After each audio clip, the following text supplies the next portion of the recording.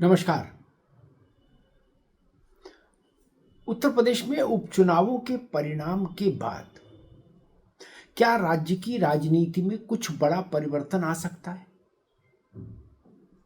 ये सवाल ऐसा है जो उत्तर प्रदेश के गलियारों से लेकर और दिल्ली के गलियारों तक में गूंज रहा है।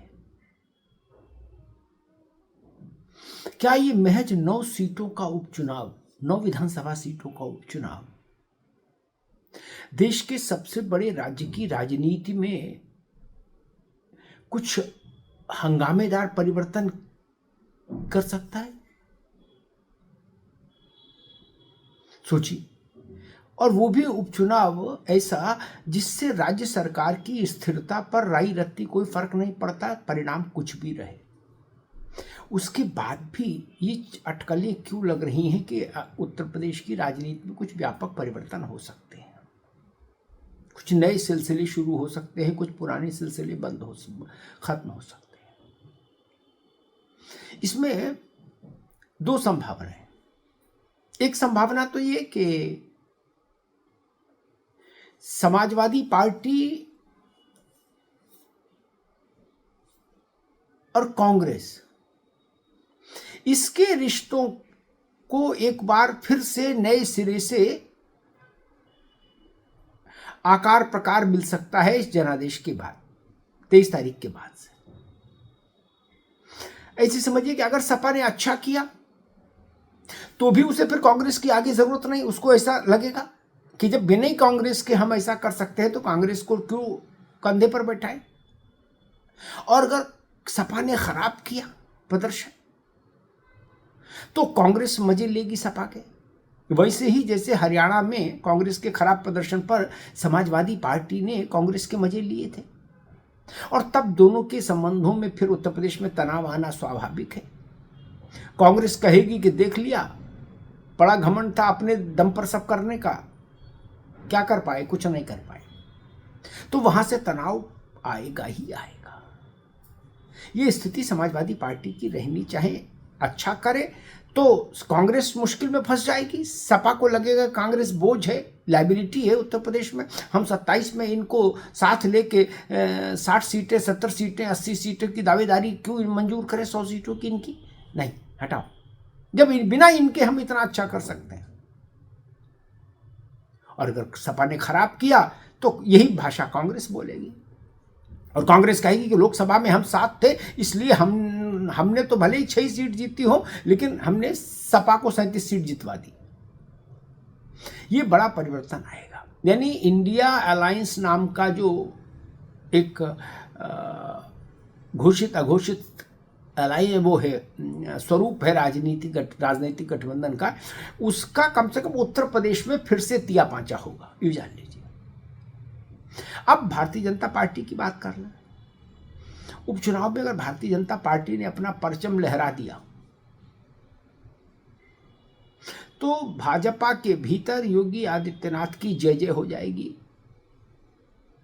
और बड़े स्तर पर जय जय हो जाएगी। माना जाएगा कि लोकसभा चुनाव एक अपवाद था 2024 का, अन्यथा भारतीय जनता पार्टी 2014 से लेके अब तक लगातार चढ़ाव पर है, उफान पर है, उठाव पर है। लेकिन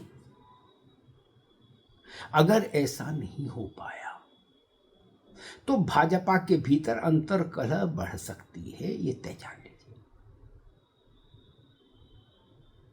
शायद इसी बात की ओर अखिलेश यादव बार बार इशारा कर रहे हैं, तंज कस रहे हैं, और वो कह रहे हैं कि बाई इलेक्शन के परिणाम आ जाने दीजिए, फिर उत्तर प्रदेश में देखिएगा भाजपा में क्या होता है। तो भाजपा के अंदर खदबदाहट बढ़ सकती है, और जो कुछ ताकतें ऐसी हैं जो लगातार योगी आदित्यनाथ को कमजोर करने की कोशिश करती हैं, वो ताकतें फिर से एक साथ आकर एक दूसरे से हाथ मिलाकर नए सिरे से एक अभियान शुरू कर सकती हैं, जो अभियान लोकसभा चुनाव के तुरंत बाद शुरू किया गया था। कुछ वैसा ही अभियान आपने देखा होगा। लोकसभा चुनाव के तत्काल बाद एक अभियान शुरू हुआ था उसमें कुछ भाजपा के भीतर की राजनीतिक ताकतें एकजुट हुई थी और एक कोशिश हुई थी कि लोकसभा चुनाव में जो परिणाम आए उनका ठीकरा योगी आदित्यनाथ के माथे फोड़ दिया जाए, लेकिन वो उसमें सफल नहीं हुआ। इसीलिए शायद आपको ध्यान हो, अरविंद केजरीवाल ने जो एक शिगुफा छोड़ा था कि लोकसभा चुनाव के परिणाम के 2 महीने बाद योगी जी हटा दिए जाएंगे, फिर उसी को अखिलेश यादव लेकर घूमे और अब फिर नए सिरे से वही शिगुफा फिर छोड़ा जा रहा है कि 23 नवंबर के बाद परिणाम आ जाने के बाद फिर उत्तर प्रदेश में परिवर्तन हो सकता है। ये अटकलें इसीलिए लगवाई जाती हैं ताकि माहौल बना रहे, कुछ कुछ होता रहे टाइप की चीज बनी रहे। इसीलिए मैंने आरंभ में कहा कि 23 तारीख को ऊंट किसी करवट बैठे, चाहे इधर चाहे उधर या बीच में खड़ा रहे।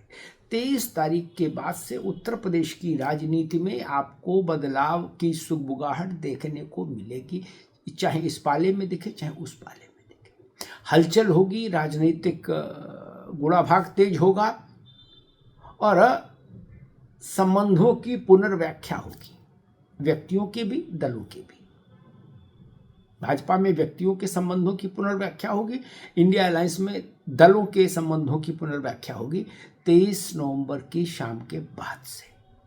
इसलिए भी ये चुनाव महत्वपूर्ण है। सीटें 9 हैं केवल, इलेक्शन भी बाई इलेक्शन है, 2.5 साल की विधायकी मिलेगी, जो भी जीतेंगे उनको 5 साल वाली नहीं मिल रही, 2.5 साल वाली मिलेगी।